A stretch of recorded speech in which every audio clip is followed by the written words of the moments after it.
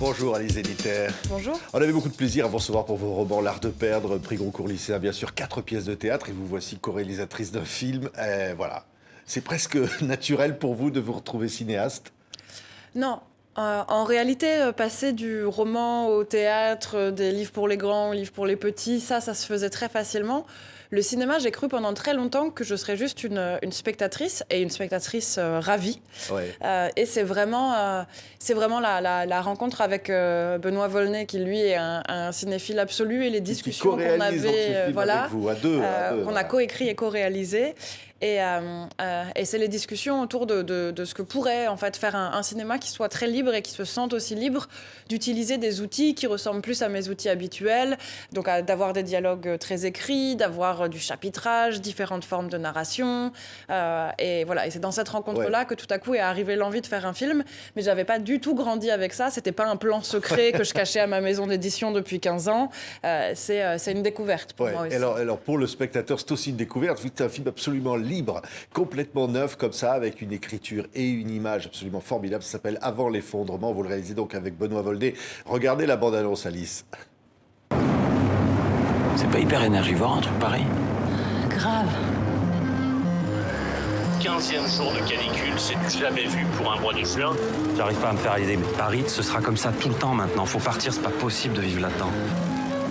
Il faut penser à ce qu'on fera si on est au second tour. Jusque-là, on était un peu superstitieux, on n'a pas voulu se projeter, et du coup, on est en retard. Ce matin, j'ai reçu une lettre anonyme. Avec un test de grossesse positif dedans.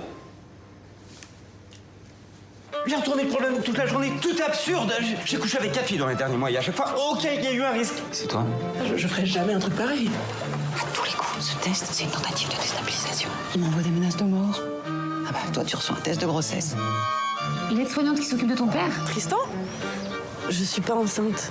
Je veux pas d'enfant. Ah bah, c'est quoi ce déguisement? C'est pour la pollution. Et les deux autres filles? J'ai mené ma petite enquête cet après-midi. J'ai fait un portrait robot de la fille du bar. Pas mal, hein? Tu te souviens vraiment de rien du tout. Et donc? Pourquoi tu m'as jamais rien dit? Ça peut pas être elle de toute façon. Mais arrête avec ta confiance d'épagneul. Excusez-moi, on cherche Pablo, vous la connaissez? J'ai rencontré des amis de Pablo. Malheureusement, elle est pas là. Ce qui me terrifie, c'est de penser que je me suis comporté comme un type à qui on peut envoyer un test de grossesse anonyme en pensant que c'est une bonne idée. Pablo est rentré. Elle m'a demandé de la réveiller quand vous seriez là. Tu entends, Tristan? Tu entends la musique? Qu'est-ce que j'ai pu faire? Qu'est-ce que j'ai pu dire? L'effondrement dont tu parles n'a pas encore eu lieu. Vous êtes tous des déçus de la gauche. Et vous ne croyez plus à la révolution. Et alors, celui qui voit cette bande-annonce, d'abord il se dit, bon, formidable comédien, Denis Schneider, Ariane Labed, Chouela Yacoub, et bien sûr, et puis encore d'autres. Hein. Et il se dit, mais qu'est-ce que c'est que cet ovni de film?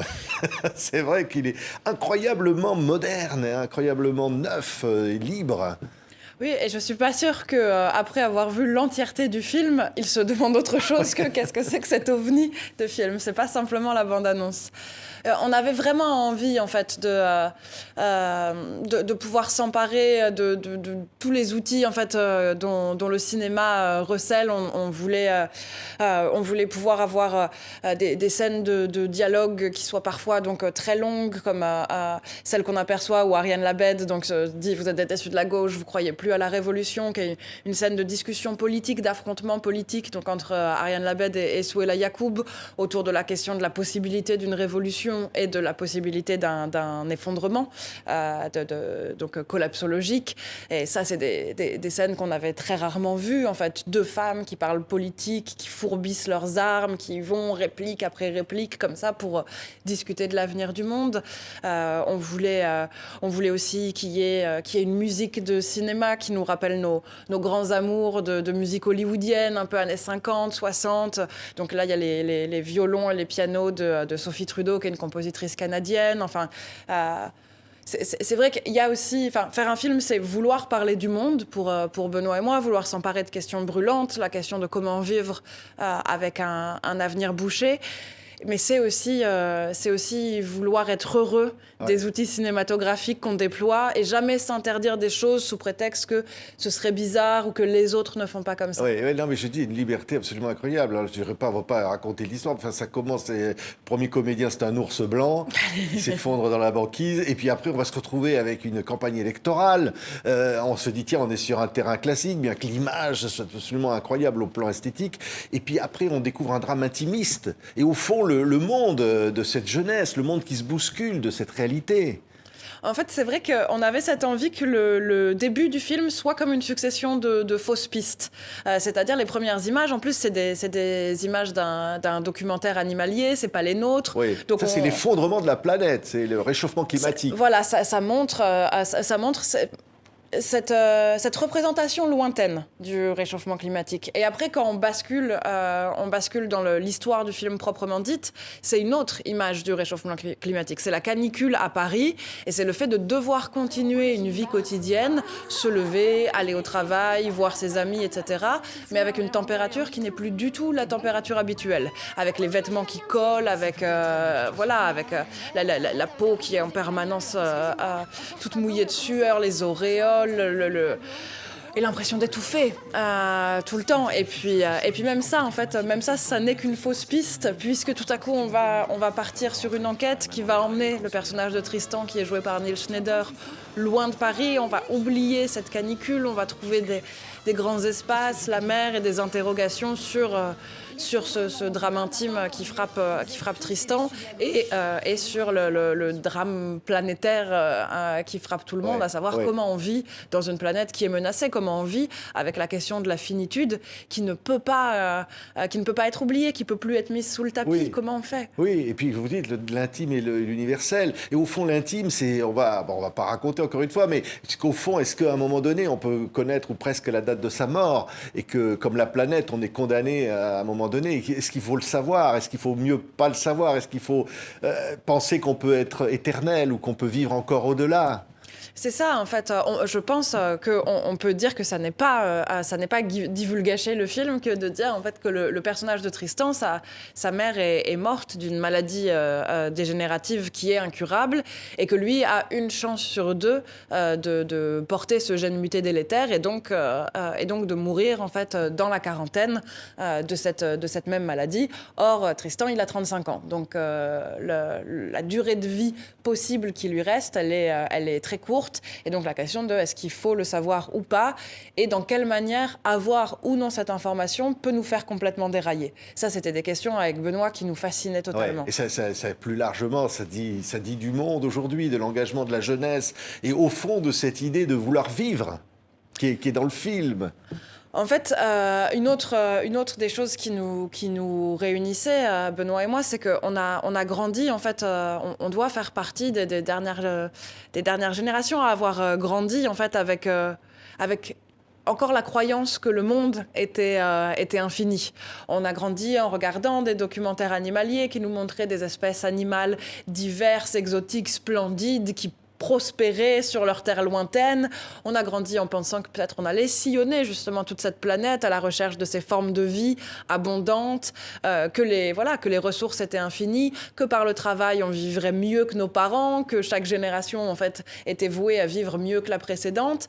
Et puis, en fait, quelqu'un, à un moment donné, nous a retiré le tapis sous les pieds et on s'est aperçu que, ces espèces animales, la biodiversité, elle était en train de s'effondrer et pas toute seule, mais parce que l'espèce humaine avait pris une part trop grande, que les ressources, elles étaient finies, que le pétrole, il n'y en aurait pas toujours, que l'eau serait aussi, en fait, une ressource limitée qui générerait des crises et que en fait, allait se poser de manière récurrente la question de combien de temps la planète restera vivable, avec de différents rapports scientifiques qui changent la durée chaque année, qui disent « Ah, on avait dit 2050, peut-être ce sera 2030. Ah, en fait, peut-être ce sera ceci. » Et nous, on doit vivre avec deux représentations du monde qui sont complètement opposées, celles qu'on avait enfant et qui étaient propices à la croyance et l'espoir, et celles qu'on a découvert en arrivant à l'âge adulte et dont on ne sait pas que faire. Et on avait envie de parler de cette génération-là, en fait,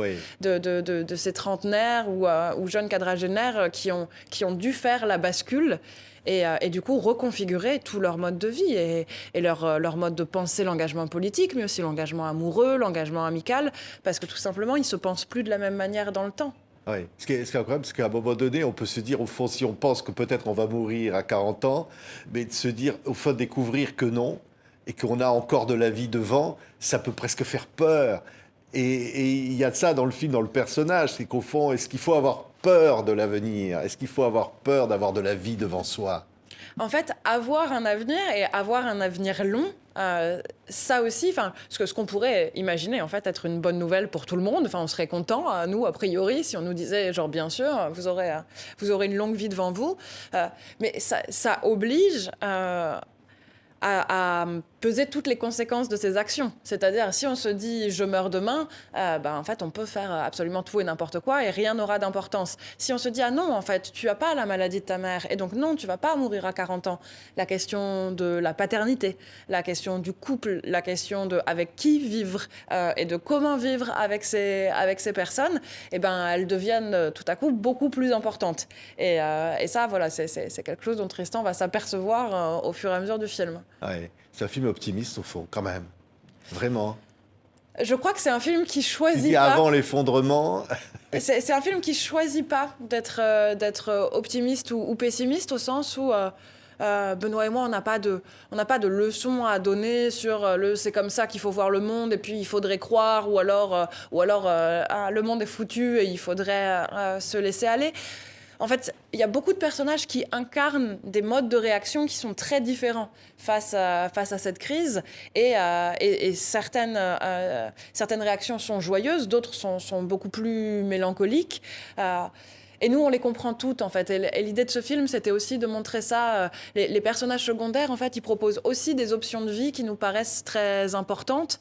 Et je pense notamment au personnage de Perséphone, qui est joué par Elsa Gage. C'est aussi de dire, oui, peut-être que face à l'effondrement, boire des pintes de bière dans un bar toute la journée en cherchant à rencontrer des hommes qui nous plaisent, c'est aussi une attitude valable. On n'a pas envie de la juger. Merci beaucoup, Alice Zeniter, avec Benoît Volney. Donc, pour ce premier film absolument formidable, c'est du cinéma. Voilà, c'est du cinéma. Rien que ça, c'est formidable. C'est de la liberté absolue et des comédiens formidables, une mise en scène tout à fait étonnante. Merci beaucoup, Alice. Merci à Allez vous. voir Avant l'effondrement.